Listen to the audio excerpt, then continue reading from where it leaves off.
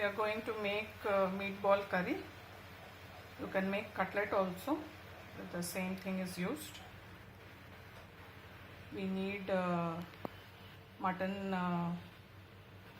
mince, that is sheep or goat. Need 1 medium to large onion, ginger, chilies as much as you need, fresh coriander, and this is chana dal which is fried, and 3 to 4 tablespoons of desiccated fresh coconut. So here it is, grated ginger.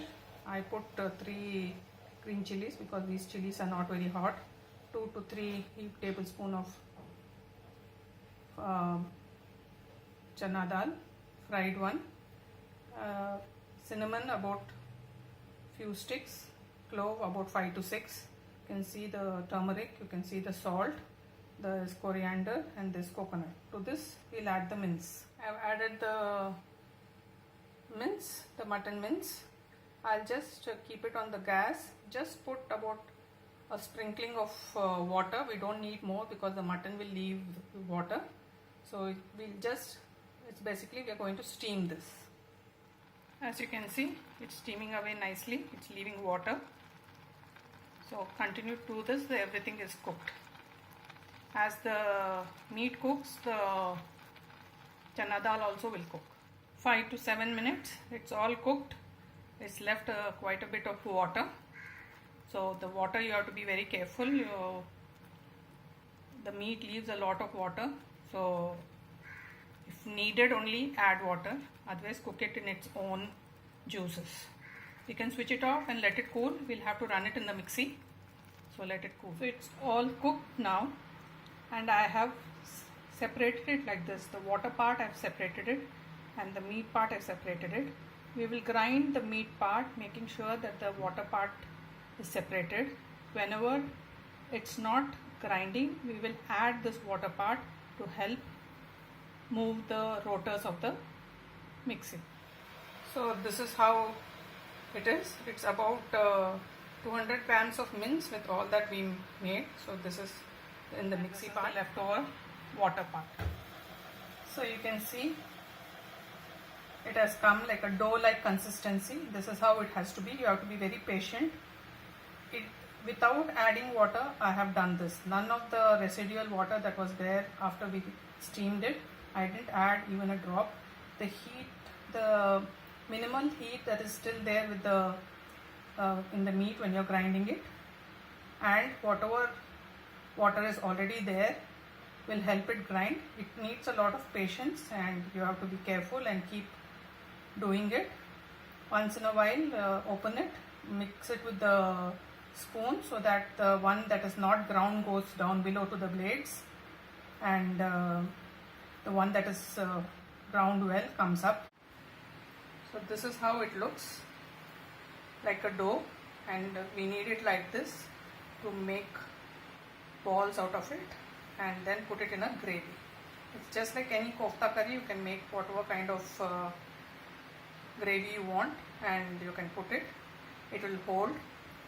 You want to be more careful, you can add an egg to this, a raw egg to this, and it will act as a binder. You can try it both ways. At this stage, whatever this is, you can add chopped onions and various things, carrot, and make it into patties also, and make cutlets out of it, or directly without any onions, directly make this as cutlets. You can bread it if you want. You can do it in various ways. It's very versatile. I added an egg. I'll bind it together and then roll it out into balls. Here are my meatballs. I'll just drop it into it. You can make it smaller or bigger. I got about 20 odd meatballs. So you can, and to the gravy you can always add potato, whichever way, depends on your family if they like. You can always microwave the potatoes or boil the potatoes separately, or add it when the water is boiling. Cut it into cubes and add it, and when the water is boiling you can improvise it as the needs of your family. Just take about 2 tablespoons of oil and add whole spices. I've added some green cardamom, some cinnamon, some clove, and I'll also add some bay leaves. And then we'll add thinly sliced onions and green chili. I've added thinly sliced and quartered onion and green chili. We'll fry till translucent and add some ginger garlic paste. 1 tablespoon of ginger garlic paste. Fry it well, and then we'll add the other powders, spice powders to make a gravy, and tomato. I'm using tomato puree. All this also can be pureed and done. The gravy forms faster. But the power just went off, so I can't run my mixie. So I have about 2 to 3 tablespoons of tomato puree, turmeric, coriander powder, about 2 heaped tablespoons, some garam masala. This is just clove and cinnamon ground together, about 1 level teaspoon, salt to taste, and some soap powder, that is aniseed powder. We'll mix this all up and wait till the oil floats. So it's nicely come together and has formed a paste. At this stage we'll add water. We'll need to make it quite watery, because when you drop the balls they will absorb some water and cook further with the egg to bind them, and it will keep absorbing, so make it more watery.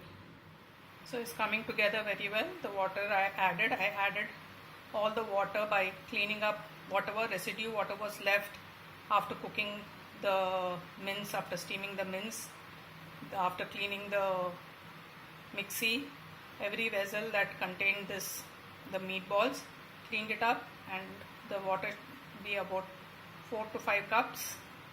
It's boiling up nicely.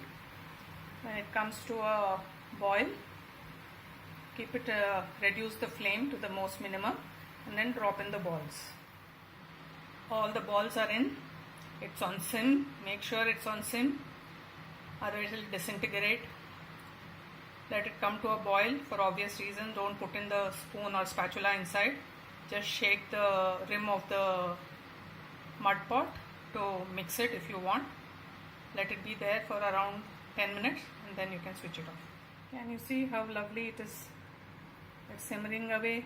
Each of the balls is taken in the water, cooked and floating to the surface. This is how it should look, folks. Here it is, folks. All done. A small tip, especially when doing in a mud pot, when it comes to a boil, the gravy, before you drop the balls, you can switch it off, drop the balls, and then switch it on, and keep it at sim at all times, otherwise it will just disintegrate. As you can see, it has come out very well. You can see the oil floating. I round it all up with squeezing juice of 1 lemon, lime, and serve it with anything: chapatis, parathas, fried rice, plain rice, idli, dosa. Goes well with everything.